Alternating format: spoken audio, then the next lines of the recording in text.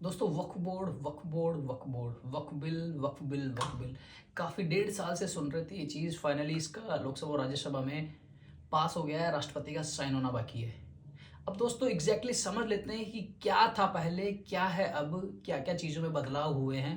तमिलनाडु में थिरुचेंतुरई गांव का एक किसान अपनी ज़मीन सिर्फ इसलिए नहीं बेच पाया क्योंकि वक्फ बोर्ड ने यह दावा कर दिया कि वैसे भी इस पूरे गांव की ज़मीन ही हमारी है। एक मुद्दा ही बहुत बड़ा उठा। अब गोविंदपुर गांव बिहार 2024 की घटना। सुन्नी वक्फ बोर्ड के उस पूरे गांव पर जो उन्होंने दावा किया कि ये पूरी जमीन हमारी, उससे 7 परिवार प्रभावित हुए। ये एक बहुत बड़ा मुद्दा उठा।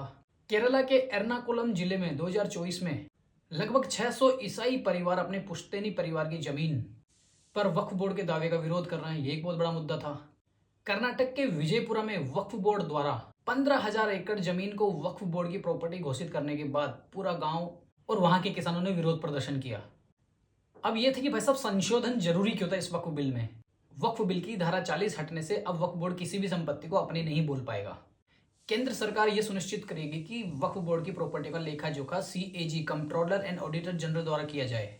वक्फ की संपत्तियों का सुनियोजित प्रबंधन होगा। क्योंकि मेनली वक्फ बोर्ड में दिक्कत क्या आ रही थी कि क्या होता है, जैसे मान लीजिए कब्रिस्तान है जो सबसे मेन मुद्दा बना। इतने सारे पंगे थे, सबसे बड़ा पंगा क्या बना कि मेन कब्रिस्तान होता है, तो कब्रिस्तान पे ऑटोमेटिकली वक्फ बोर्ड की प्रॉपर्टी रहती हो। तो ये लोग क्या करते थे कि कब्रिस्तान के आसपास की भी लंबी चौड़ी जमीन को ये वक्फ की प्रॉपर्टी घोषित कर देते थे।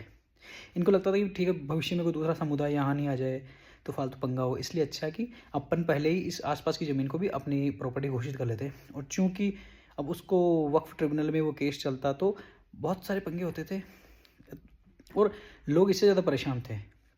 तो इसलिए धीरे धीरे जो समस्या आती रही। इसमें पुष्पेंद्र कुलश्रेष्ठ नाम के जो एक विचारक व्यक्ति हैं, उन्होंने काफ़ी इस पे लोगों को जागरूक किया अपने यूट्यूब चैनल या अपने वीडियोस के माध्यम से। वो अलग अलग जगहों पे जाते थे, अलग अलग जगहों पे अपने अपने प्रोग्राम्स करते थे। तो उसमें वो इस वक्फ बोर्ड की उनकी नज़र में जो भयावहता थी उसको दिखाते थे कि यार ये इतनी गजब चीज़ है, इतनी खतरनाक चीज़ है, ये कई लोगों के साथ अन्याय हो रहा है और कोई ट्रैक नहीं है, रिकॉर्ड नहीं है। इसमें कई मोटे नेता हो सकता है, कोई समाज के जो बड़े लोग हैं इनके हो सकता है उन लोगों ने भी कालाबाजारी कर रखी हो। अब क्या होगा, जो प्रॉपरली जब ये स्ट्रीमलाइन हो जाएगा वक्फी प्रॉपर्टीज़ का, जो उनसे जो इनकम आएगी ना, क्या होता है हिंदू मंदिरों से जो पैसा आता है सरकार को जाता है, टैक्स मिलता है, सारी चीज़ें होती है तो सरकार को सारा लगता है। अब इसमें क्या होगा कि इनकी प्रॉपर्टीज से भी जो टैक्स मिलेगा ना, वो ठीक है गवर्नमेंट को जाएगा, या हो सकता है इनके समाज कल्याण में जो गरीब लोग हैं इनके समाज के, ठीक है, विधवाएं जो हैं या बच्चे जो हैं उनमें वो पैसा जा पाएगा। अभी स्ट्रीमलाइन नहीं है चीज़ों पे, कोई ट्रैक रिकॉर्ड नहीं है, कोई मॉनिटरिंग नहीं है। तो कितना पैसा आ रहा है, कितना नहीं आ रहा तो कम आ रहा तो क्यों आ रहा है, ठीक है, किस तरह से कोशिश करके उससे रेवेन्यू को बढ़ाया जा सके और उसी रेवेन्यू को इनके समाज के गरीब जो लोग हैं उनका ही फ़ायदा हो सके, उस पैसे को उनके समाज में लगाया जा सके।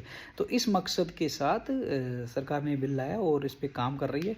अब ये देखना समय के साथ ही पता चलेगा कि क्या क्या कितना फ़ायदा होता है। और अगर वाकई में सरकार इसको अच्छी तरह स्ट्रीमलाइन करके इस पैसे की इसकी मॉनिटरिंग करके इनके समाज के गरीब लोगों में ये पैसा लगाती है तो ये एक अच्छा कदम होगा। और भविष्य में भी इन लोगों को ये लगेगा कि ये सरकार हमारी कोई दुश्मन नहीं है। सरकार ने जो किया हमारे समाज के जो गरीब लोग हैं उनके कल्याण के लिए ही किया है।